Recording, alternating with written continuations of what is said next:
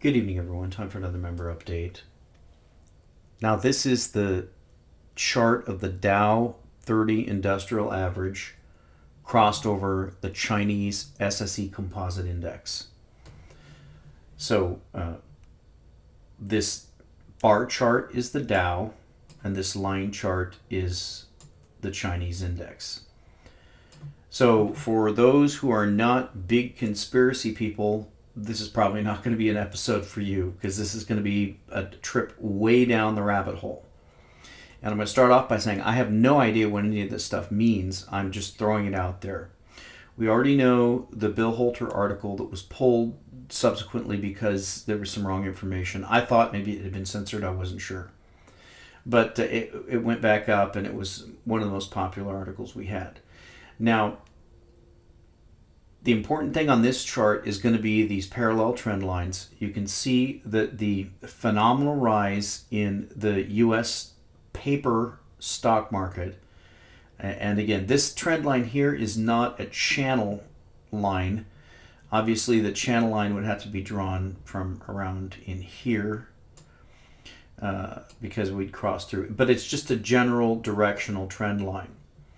So you can see that percentage-wise, the Chinese stock market has already corrected massively as opposed to what the U.S. market has done. But you can see that the U.S. market is correcting. Now, this spike here in 2007 and 2008, during the beginning of the financial crisis, started with the Chinese stock market actually surpassing the U.S. stock market. But remember, we're coming from a flat line here. So China's growth really didn't even begin until about the year 2000. Right there, that's the beginning. As opposed to the beginning of ours was really the changeover under the Reagan administration of the way that we treat deficits. In other words, the ability of the government to fund things through deficit spending. So that the big takeaway is going to be for me that the massive correction has already started in China, and it seems that the U.S. is following. Are these going to change place? Yes, I think they're going to change place. But let's jump over to the silver chart real quick. Now, that group of, or the offering on Gainesville coins for the half-ounce goats that were very, very cheap in my opinion, they're gone. They were gone. I was going to look at them again and they were gone. So I don't know who snapped them up, but congratulations. I think you're going to have an easy double on that one. So silver's still pretty much dead, and gold is also pretty much dead. Looks like it's going to try to bounce. Let's pull up the MACD. And it's just almost looks like the interest rate's just kind of a flat line down there. The other one is going to be crude oil, and I think it's kind of interesting that we got that big jump right there when gas prices just simply didn't follow crude anymore. And then we get a big jump and gas prices are falling, but oil is rising. Very strange stuff going on in those markets. But I wanted to concentrate in this update mainly on this rabbit hole stuff. Now, we know how Bill Holter had talked about maybe there was a gold default. We don't know. The significance of these explosions that are going on in China. And I want to go and examine the significance of some of this stuff that's going on with Alaska and Denali and Mount McKinley. Because there's something here, I don't know what it is. So what I'm going to do on this update is let you decide what is going on. I really don't know, but there's definitely something going on here. And this is a serious rabbit hole to go down. So we're going to start off with this very, very strange story that Chinese naval ships are spotted off the coast of Alaska during Obama's visit to the state. Spokesman says it's the first time the country's ships have been spotted in the area, coinciding with a visit by the president to the last frontier. The Pentagon has confirmed the presence of 5 Chinese naval vessels in the Bering Sea between Russia and Alaska, which Barack Obama is currently visiting. It was believed to be the first time Chinese military ships have been spotted in the area and is another sign of China's global presence expanding far beyond its own shores. Quote, "We respect the freedom of all nations to operate military vessels in international waters in accordance with international law. We are aware of the 5 People's Liberation Army Navy planned ships in the Bering Sea," said Commander Bill Urban, a Pentagon spokesman. Now that's a little strange. Let's jump over real quick to Google Earth and let's get rid of the sidebar here. So this is Denali. This is formerly Mount McKinley. This is the tallest mountain in the continent of North America. Now, this is the occasion of Obama's visit is the renaming of this mountain from Mount McKinley to Mount Denali. And of course, there's a lot of press about this, but I wanted to read between the lines, try to go down the rabbit hole on this, and see if there isn't something deeper that's going on here. So the first one that jumped out at me is this story here. Denali, USA's tallest mountain. Okay, so this is 3:31 p.m. today, and I'm sorry, yesterday, and they're already using the new name, and we'll get into that in a second. USA's tallest mountain, actually the continent's tallest mountain, just got 10 feet smaller. What does that mean? A few days after Mount McKinley was officially renamed Denali, comes the news that it's now 10 feet shorter than previously thought, according to the USGS. A new official height for Denali has been measured at 20,310 feet, which is 10 feet less than the previous elevation of 20,320 feet. I'm not going to go into this. I'm not really interested in the exact height of this mountain, but more the significance of the symbolism of the fact that the U.S.'s tallest mountain just got shorter. So here's the story on the renaming of this mountain.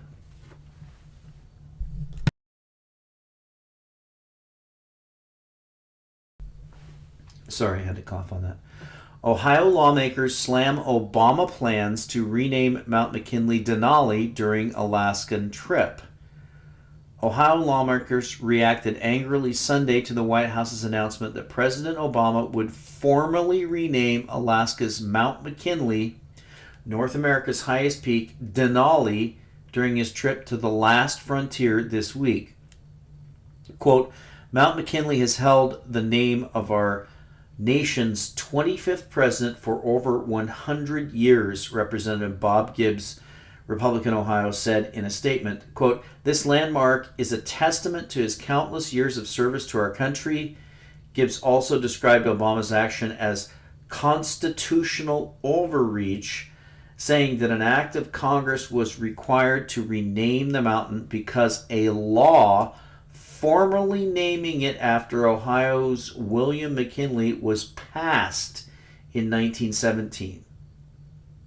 So we not only have the renaming of a mountain by executive order, but it is the changing of a law by a president, and it has to do with William McKinley.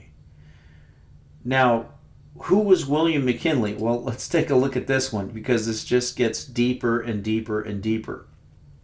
I'm just going to read this to you and you can draw your own conclusions. William McKinley, 1843 to 1901, was the 25th President of the United States, serving from March 4th, 1897 until his assassination in September 1901. 6 months into his second term, McKinley led the nation to victory in the Spanish-American War, raised protective tariffs, I think we have Donald Trump talking about that right now, to promote American industry, and maintained the nation on the gold standard in a rejection of inflationary proposals. McKinley was the last president to have served in the American Civil War, beginning as a private in the Union Army and ending as a brevet major. After the war, he settled in Canton, Ohio, where he practiced law and married Ida Saxton. Rapid economic growth marked McKinley's presidency. He promoted the 1897 Dingley Tariff to protect manufacturers and factory workers from foreign competition. And in 1900, he secured the passage of the Gold Standard Act. McKinley hoped to persuade Spain to grant independence to rebellious Cuba without conflict, but when negotiation failed, he led the nation in the Spanish-American War of 1898. The U.S. victory was quick and decisive. As part of the peace settlement, Spain turned over to the United States its main overseas colonies of Puerto Rico, Guam, and the Philippines. Cuba was promised independence, but at that time remained under the control of the U.S. Army. The United States annexed the independent Republic of Hawaii in 1898, and it became a U.S. territory. So there's some very interesting things that happened under William McKinley, a president who was assassinated, a president who enacted tariffs, a president who was over the Spanish-American War and was instrumental in the decline of the Spanish Empire. Now, we know that world history is a history of rising and then declining empires. So let's get back to Google Earth. I don't really think this is accurate, but we'll go with it here. So this is where the Chinese ships are in the Bering Sea. Now, we know that the United States has been involved with not altercations, but with some questions about who can float their boats, we'll say, in this South China Sea. So the U.S. has had some carriers there, and now we see China putting some ships there. We also know that what's going on over here in the Black Sea. And this is something that, according to international law, and I'm not going to go into the details, but U.S. ships are only allowed for a certain period in there. And of course, we have Crimea, which is the Russian access, Russian coastal access.